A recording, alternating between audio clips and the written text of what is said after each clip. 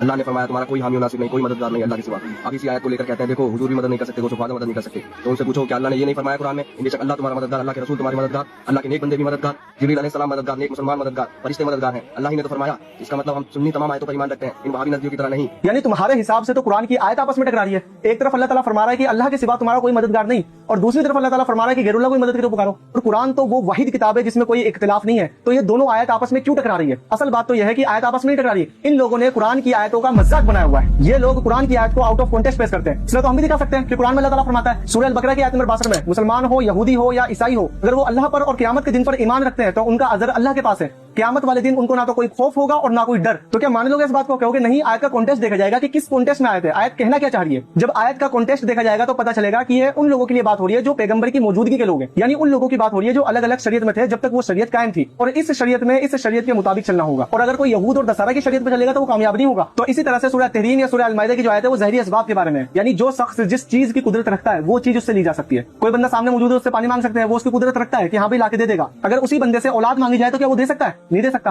کیونکہ اس کی قدرت نہیں اس پر. اسی طرح سے اگر کوئی مرے ہوئے بابے کو پکارتا ہے مدد کے لیے تو اس کے پاس تو کچھ بھی قدرت نہیں ہے، اور تب بھی کوئی پکار رہا ہے مدد کے لیے تو وہ شرک کر رہا ہے. مدد اس سے لی جا سکتی ہے جو اس مدد کی قدرت رکھتا ہے. تو اگر غائب میں کسی کو کوئی مدد کے لیے پکارے گا تو وہ شرک ہے. اللہ تعالیٰ ہم سب کو شرک اور بدعات سے بچائے اور قرآن اور حدیث کے مطابق زندگی گزارنے کی توفیق عطا فرمائے.